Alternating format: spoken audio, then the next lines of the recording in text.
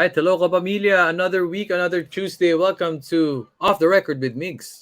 And Cheska.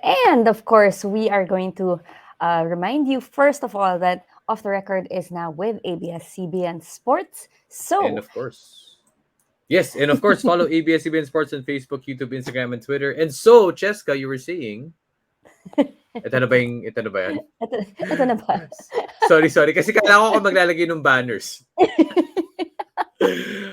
Ayun, so kami po ni Cheska syempre we're doing this stream online and we've been doing a couple of episodes already and syempre kino-cover po natin lahat ng sports. We tackle basketball, volleyball, football, all around basta we're telling the story of the Filipino athlete. At for today, Cheska, ano bang pag-uusapan natin? alam kong excited kapag hinahawakan mo yung mic mo pag gumaganyan ka na sa mic. Ano ba Emphasis, nangyayari ngayon? emphasis. Kasi parang yung audio para mas malutong. Mas malutong. No, but yeah, today is actually really exciting because we're finally gonna get to talk about a sport that we haven't been able to, but we have been wanting to. Ang For the tagal na longest natin, time. for the longest time, ang tagal na natin pinag-uusapan na we have to get this person, we have to get this person, we have to get this person. And finally, Yeah. we have this person. Yeah, and we have this Um, person. yes.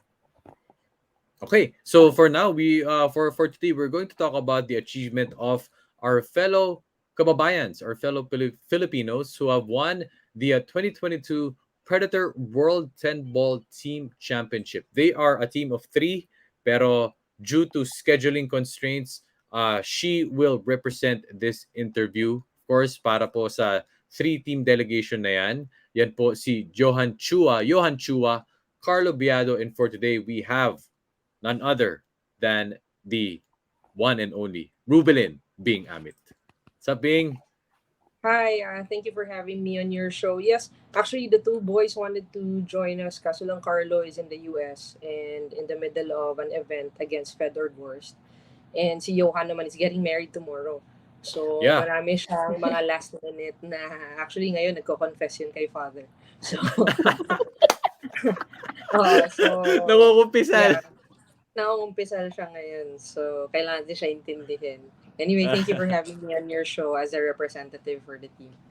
Yes, Thank of you for course. joining us. Thank you for joining us. Sige, Bing, baka pwede ba naman kami kwentuhan muna? Pag sinabing 10 ball, ano ba tong tournament na to? World Predator tapos 10 ball pa. Can you give us a context of ano yung naging journey niyo, experience niyo, and what this tournament is about? 10 ball is actually it's getting quite popular na rin. Before kasi it was really 9 ball. Yung if you notice yung diamond na rack. Yes. And then, actually it's basically the same halos, but except for of course one more ball, instead of a diamond it becomes a triangle, and walang chamba sa 10 ball because you have to call every shot. So let's say one ball left corner pocket, ganyan. And then if ma-fluke siya, then the opponent gets an option on whether he wants to continue play or give it to the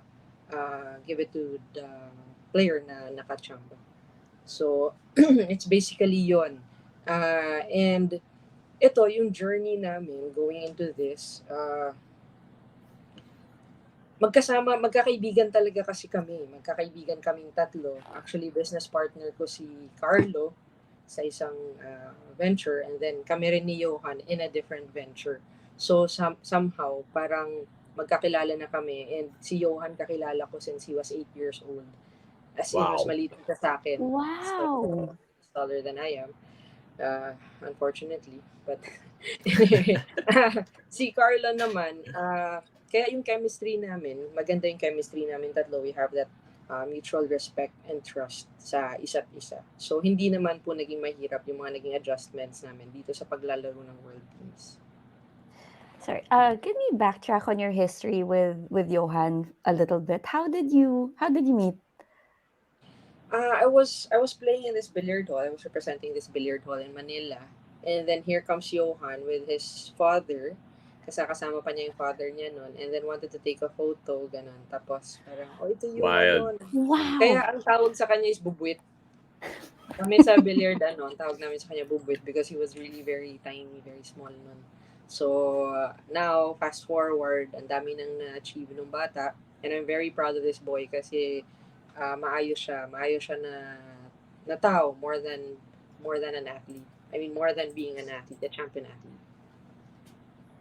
So I love Wow. stories like that. Kasi 'di ba we see let's say in the NBA now, we Yeah. see rookie sophomores posting pictures with veterans from LeBron, yung mga idols. Durant. I love stories like that. Oh, astig parang ano 'no, parang ano, napag-usapan niyo ba yung Bing na kasi parang si NBA, kunwari nag-post si Jason Tatum.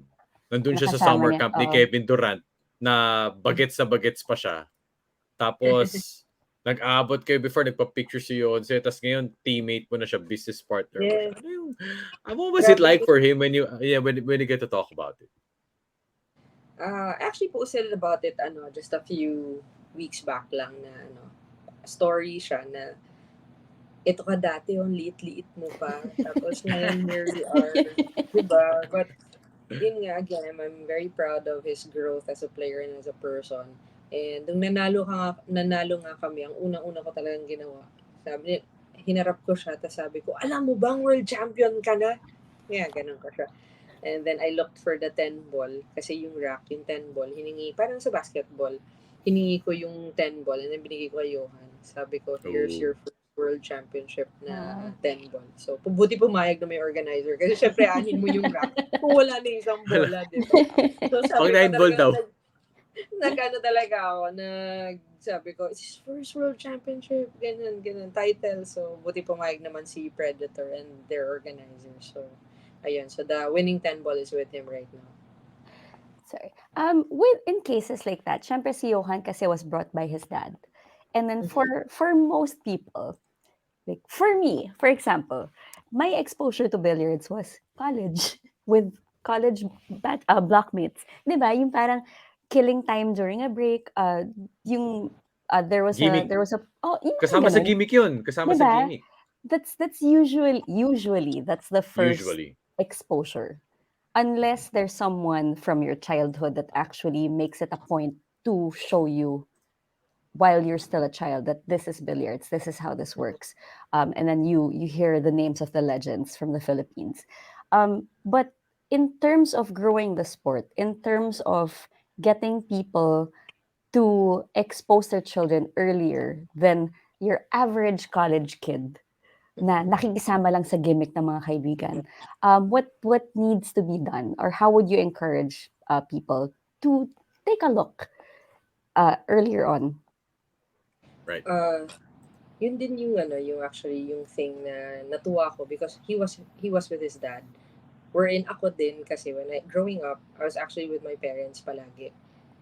In high school, they would always bring me to tournaments. Yung mom ko yung financier namin. She would pay for all the table fees pag natalo, registration fees, yung kain namin. And kapag ka merong panalo, bibigyan ako ng gift. Lahat mom ko yun. And then dad ko would be the driver and the PA. And so it was really a family, a family thing. Parang family gimmick. So, siguro, to encourage is that, what's nice about it is, because alam naman natin na billiards, lalo na dati, was considered as a vice. Parang kapag ka nag-billiards, yung bulakbol sa school ganyan. But ako po kasi personally, through the guidance of my parents, ang hiningi lang nila from me was to finish school. So, yun po. Siguro for the parents who are watching, malaking bagay po talaga kasi most of the champions, si Cheska Centeno, si Johan, we grew up with our parents guiding us and showing us na billiards is also like any other sport na it will really mold you as a person. Yung character building din po talaga siya. Ako ang dami kong natutunan sa billiards which I apply in my life. Parang yung concepts kasi, ang paniniwala ko kasi, the concepts that you learn in a sport is the same, is applicable in life. Kumbaga, marami talagang natututunan. Ganun din po sa billiards. So, Such as. of course, being resilient. Kasi, what they would see is, itong resume, uh, gold medalist, world champion, ganyan, ganyan. But what they don't see are the pages and pages of tournaments na I lost. So, syempre Mm. heartbreaking yun. Tsaka inevitable Mm. yun. Wala pang champion na hindi natalo. So, kasama talaga yun. Like in any sport, it's character building. Pag natalo ka, dun mo kasi makikilala yung sarili mo eh. For me, billiards has Solid. taught me Solid yan. billiards has taught me a lot as an athlete, but more importantly as a person. Kumbaga, doon ko nakikita yung kahinaan ko, kung ano ba yung nangyayari. Ang treatment ko sa tournament actually is like a retreat. Para siyang retreat na pag nasa tournament ka, sobrang your life under a microscope. Na parang, kasi lahat in touch ka with your emotions, parang nakikita mo talaga, ba't ako nagkamali? Bakit? Kasi sa level, especially sa world stage, everybody's on the same level. But then, meron talagang makikita mo na who are there on top consistently. So now you ask yourself, why are they consistent? What are they doing right? So yun. So those are the things na you will think, you'll ponder on. So yun po, if there are parents who are watching, if your children are into billiards, wag po kayo mabahala. It's good that they're playing a sport.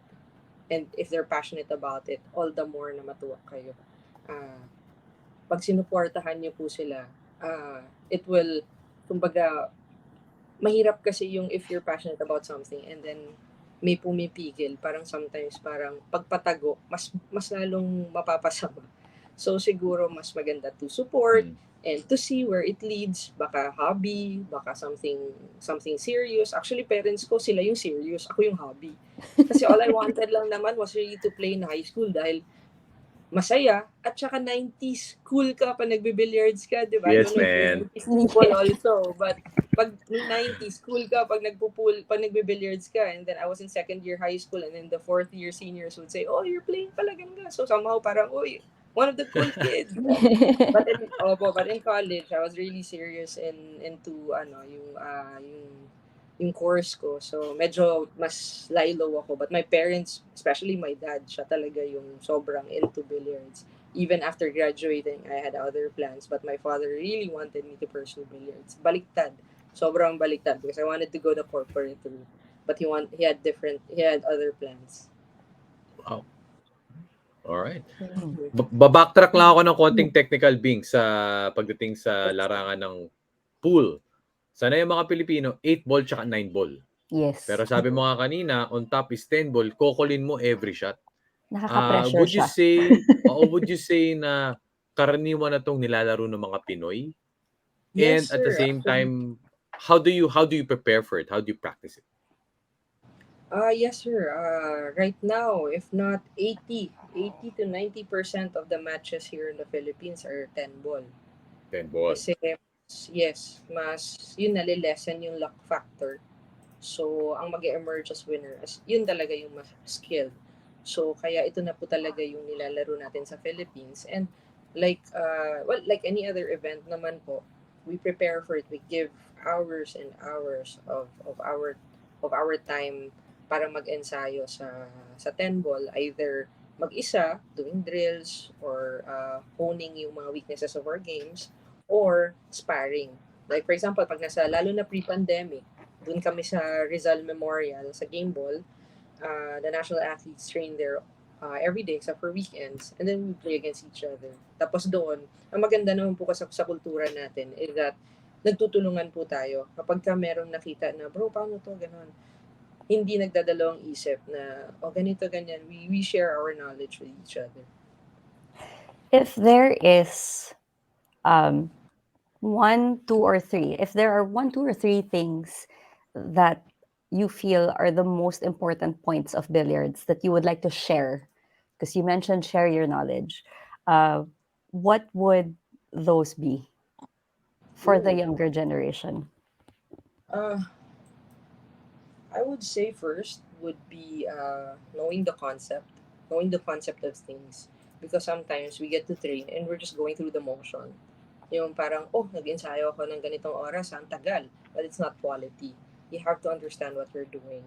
You have to know kung bakit ganito yung nangyayari, for you to be able to correct whatever mistake na you're doing. Kasi kung hindi mo naiintindihan, ganito yung nangyayari. Parang, you'll just do the same mistake over and over. But if you know the concept, somehow you'll know the adjustment. Like, oh, it was too humid pala. Konti yung follow through ko. Oh, ganito pala. So, ganito pala yung ang tight pala nung banda, or ako as a player ang tight ko pala. So, tsaka yung humility. Siguro let me add that to the na lang na yung concept and yung humility. Na pag may nagsabi sa'yo, try to get the message. Hindi yung agad na parang, oh, ba't mo ko sasabihin ng gano'n? But the humility Mm-hmm. of absorbing yung gusto niyang iparating sa'yo. Baka naman makatulong. Uh, Second would be, try to find that something that gives you peace.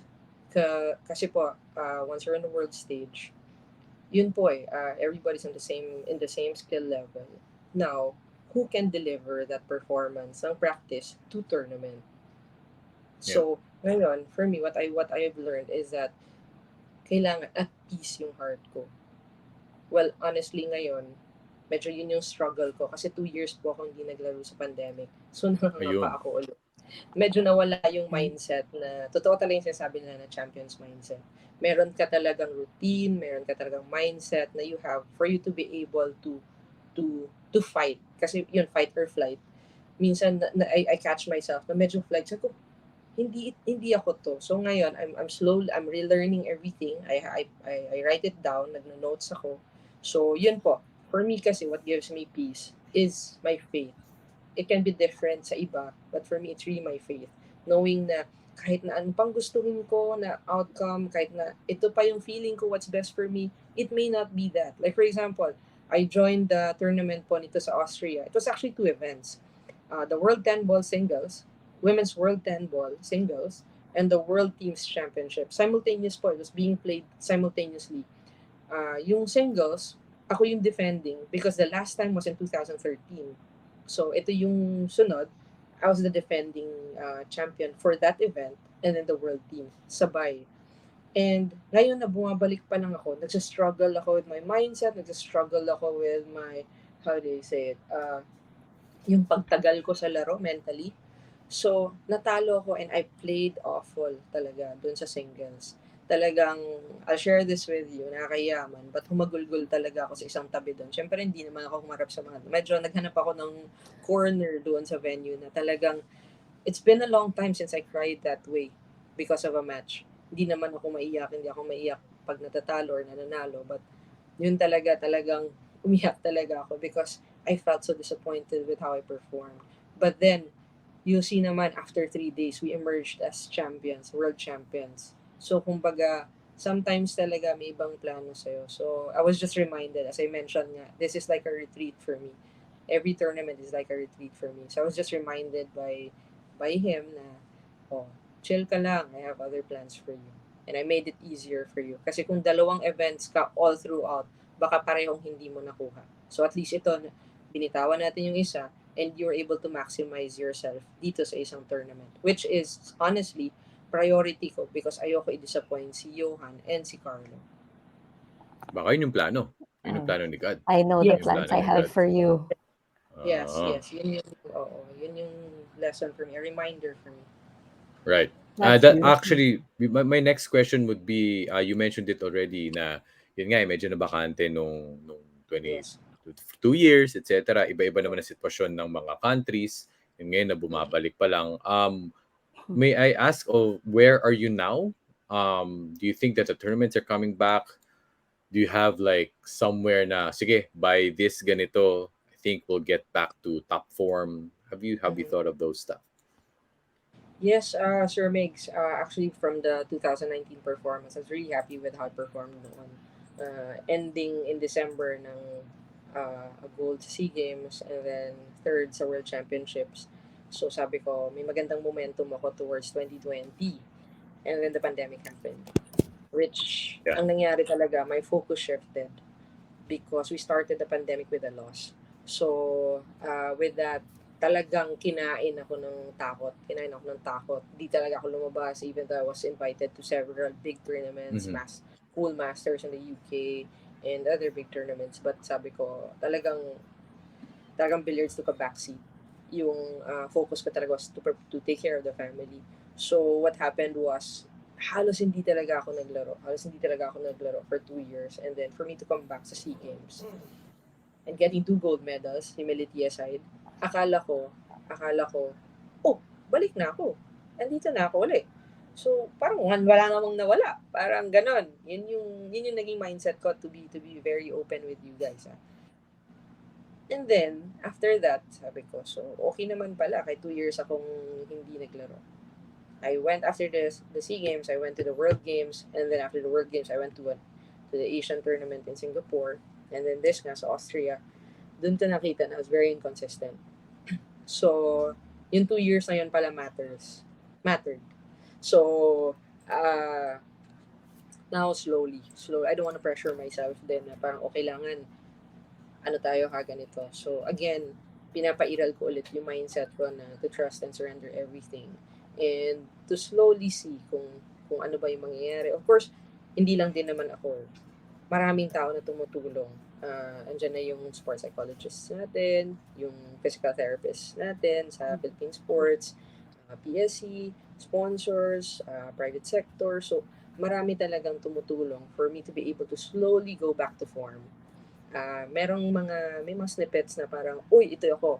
But bumabalik ulit yung hindi. So, I'm more than anything, I'm trying to be patient and trying to be kind to myself. Na parang, we're trying to relearn everything and we're slowly going back to form. Just have to trust. Outside of slowly going back to form for yourself, you made it a point to start something for other billiards players. Can you tell us more about the Amit Cup? Yes, thank you for asking about it because it's something Yeah. I'm really excited about. In 2019, I actually offered free lessons for women who are interested. But at the time Asan kasi ako nun? sobrang busy. Sure, ma'am, just let me know. At that time kasi I was quite busy with the schedule of tournaments. So konti lang din yung nabibigay ko ng time, and honestly, parang I don't feel na malaking tulong siya talaga that time. Pero I'm really trying to do what I can. Now, when I started, ang lagi kong sinasabi, to pave the way for women's billiard, to pave the way. Laging ganun, laging ganun. So, pinipilit kong sana manalo tayo, ganyan-ganyan. But I realized na kahit manalo, hindi pa rin nangyayari na dumadami yung women players. So, na-realize ko na I have to take a more active role sa pagdami ng women players. So, with my friend, my good friend, and our tournament director of the Amit Cup, Ren De Vera, meron kaming same vision na mas dumami pa sana yung women players. So we started it in May. I was actually in the SEA Games pa noon. So the first leg wala ako. We had 24 players, which is a lot na po because usually Mm. pag may sumasali na babae sa tournament, kasi laging minimix sa lalaki. So ang sasali lang mga 3, 4, 5, marami na yung 6. And then ayun po, the second leg, we had 32 participants. So parang sabi ko, wow, Wow. saya naman. Oh, and I was there. I was really watching them play and tinitingnan ko talaga kung sino yung may potential, and I would talk to them pag nakita kong, sinasabi ko nga minsan, alam mo, nung age ko, ikaw, mas magaling ka pa sa akin. Ginaganon ko sila kasi Wow. totoo naman, talagang sinipagan ko lang talaga mag-ensayo, kaya siguro may mga swerte tayo, may mga blessings. And then the third leg po, which happened, I think in August or in July, I'm not so sure. We had 56 participants. So, sobrang saya ko history siya because ang daming babae, may nag-fly in pa from Bacolod, from Zamboanga, and some of the Wow. players nakahanap pa ng sponsors dito. So, sabi ko, I think we're doing something right. So, ngayon, blessing po na nanalo tayo sa World Teams. Kasi nung una, sabi ko, tinatanong ako, when's our next leg? Sabi ko, teka lang, kasi naiiyak na ako from people na nagbibigay ng donation for the and then kung anong kulang, ako magdadagdag for the prize money, for the expenses. Sabi ko, teka lang, naiiyak na kasi ako to solicit. So sabi ko, baka December, sabi ko. But with the world teams na panalo, kahit papano, meron ako ulit money to shell out to give for the expenses. So sabi ko, kagabi may tournament and there were quite a few women players na sumali from the Amit Cup doon sa isang tournament na yun sa Makati. Sabi ko, ladies, let's do another in November. Hindi na December, November na. May funds na tayo ulit kahit pa paano. Kasi sa October, medyo booked ang schedule for October. So, as much as possible po kasi I want to be there pag may tournament. Kasi I want to watch them. I want to be able to give them feedback of their games. And to really just support lang din because ito yung advocacy ko na, I guess. Pag medyo nandun ka na sa latter stage of your career, medyo gusto mo na rin talaga to give back. Give back. And ano, opo, vision ko siya, kami ni Ren. Kasi when I go to tournaments, laging dalawa lang kami ni Cheska. Cheska po din kasi yung name ng teammate ko, Cheska Centeno. Cheska He's a very Centeno. good player. Yes, he's a very good player. Ako, believe ako doon. So yun, ang vision ko is dumami pa kami mga Pinay players na who will defend the flag habang nasa tournament. Sundot lang ako isa Nice. being, what is it like, I know you have a relationship, father-son relationship with the likes of Django Bustamante, Efren Yes. Bata, Reyes. What is it like having, close relationship with them and So, learning from them? alam niyo, when I first entered the team, oh, before pa, even before entering the team, sobrang kinikilig ako every time na parang, nahiya ako talaga. I don't talk to them. Pero pag tinawag nila ako, lapit ako, ganun. But nahiya talaga ako sa kanila kasi they're the greats. Di ba? So, and when I was young pa, nung nasa Cebu pa lang po ako, my dad and I will fly into Manila to watch the tournament. So, parang talagang nasa pedestal ko sila. Di ba? I mean, nasa pedestal sila, di Yeah. ba? Yung parang, Yeah. friend, Yes. Django, ganun, di ba? Against sila Earl Strickland, sila Yeah. Mick Oh, Garner, di wow. ba? Yun yung mga Yeah. 90s, di ba? Yeah, So, yeah, yeah. anyway, yun. So, fast forward, nasama ako sa team and then nakikita ko sila often and then nagka-doubles pa kami ni Tatay Efren. When I received the first email na magda-doubles kami for the first time in the World Mixed Doubles, grabe, I was staring at the email for like 30 minutes. I couldn't believe na I'll be partners with Tatay Efren, the GOAT, di ba? So, parang sobrang excited ako and I'm humbled by the experience. And sila kasi, nilagay mo sa same pedestal. But once you're around them, makikita mo tao sila, totoo sila. Hindi sila yung parang, oh, ako si ganyan. Hindi talaga. They'll be going in sa training, tapos, oh, ang lakas pa mga asar, let's go sa Django, ang lakas mga asar nun. Pero yung, kumbaga, parang naging barkada mo na rin. Barkada, kaibigan, but of course, that respect will always be there. Kahit na, malakas mga asar, lalo si Coach Django. So yun, it's an amazing, it's something na, I mean, siguro by the time na they would retire or I would retire, parang may isip ko pa rin siya, parang grabe, no, may time na nakasama ko sila. So, yun. I'm glad Migs brought this up and yung sagot mo kasi again like for mga batang 90s like me Yes, yun na nga we watch these people on TV yes. and kaya nga nauso yung billiards, 'di ba? Nung era na Exactly. yun. So nagsimula for kids watching these greats on TV and naghatak-hatak na, "Tara billiards tayo." Pero siyempre yung bilyaran namin, yung version namin, kakain ng pizza. May Mag-host, konti di ba? Dapat. oo, Di ba? exactly. Sa Magallanes pa yata yun. Di ba? Exactly. Um, and then you got to live it. You you got to live um that those moments with the greats. And now you're one of the greats. Mm. And yung tinutuloy mo yung legacies of the people that came before you. You're continuing this with the Amit Cup. As you mentioned, maybe in the latter stages of your career, you mas naiisip mo na to give back. But if there is something na natutunan mo from Efren Bata, from Django Bustamante, na nakita mo from when you were younger, if there's one thing na nakita mo from when they were competing at their peak and all that, natutunan mo, na na-realize mo na pati pala yon dinala mo sa sarili mo, what would that be? I think everybody would agree na it's really the humility, yung yung fun-loving Pinoy na humble. I think yun yung talagang dala-dala namin lahat. Kasi paano pa kami magyayabang kung yung the goat nga walang kayabang sa katawan. So yun po talaga yung at saka representing the country well. Makukulit mga Pinoy, yes. Nangaasar, kahit mga ibang bansa, inaasar.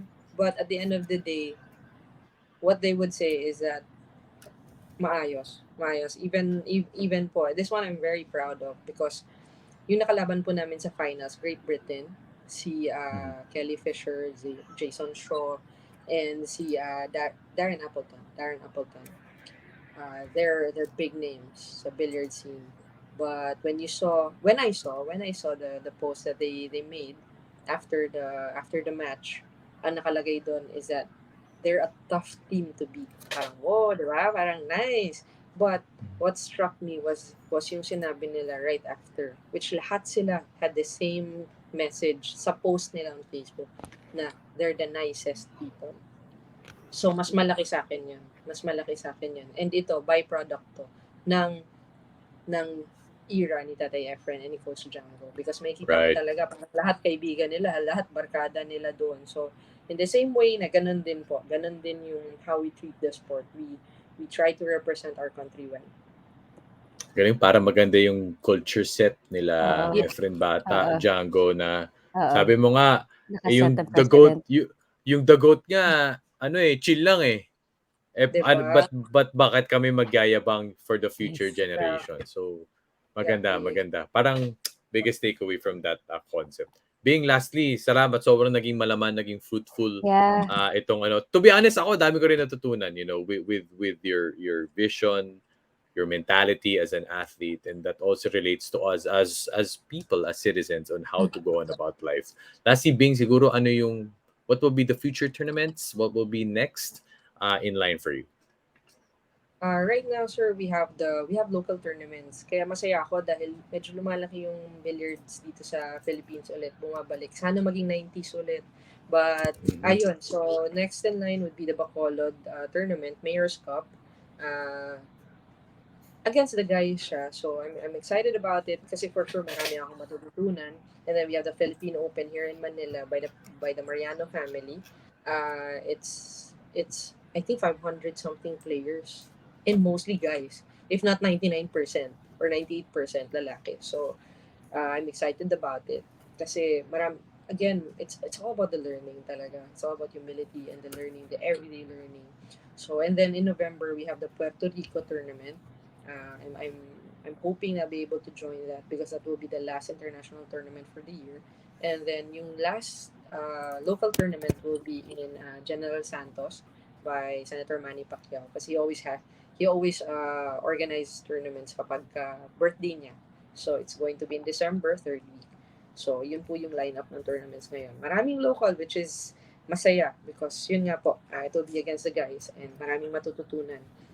If I may add lang pala, sir, Yeah. sa world teams, one of the things na sobrang malaking takeaway ko, as you mentioned takeaway, so I want to share my takeaway also sa world teams is the learning. Kasi, like for example, si Carlo ang maglalaro, and then I'm beside Johan. Johan would explain it to me, ganyan. Ate Bing, ganyan. Ate Bing, dahil na-meet ko nga siya nung he was 8 years old pa lang. So, Ate Bing, ganyan. Tingnan mo yan, Ate Bing, ganyan. And then sa doubles namin, he would also give me options. Parang, tingnan mo tibing, ito yung tira, ganyan. Tapos si Carlo din, in the same way, na pag si Johan ang tumitira, sinasabi din sa akin. So, more than winning the world championship title, it's the bond, it's the learning from these guys kasi world class yan eh.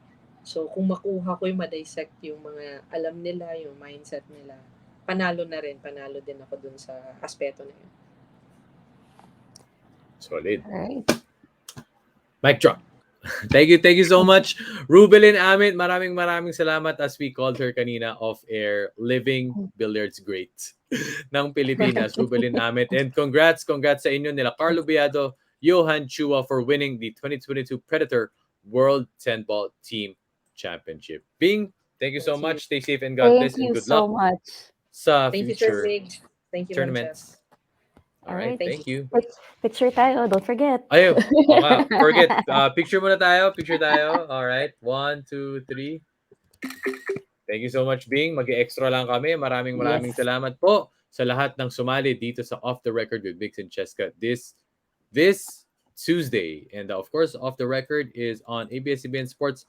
Follow at ABS-CBN Sports on Facebook, YouTube, Instagram, and Twitter. Tuesdays and Fridays po ang OTR. Catch it on ABS-CBN Sports YouTube. Once again, this has been Off the Record with Migs. And Cheska, and we will see you guys in the next episode. Bye, Bye. guys.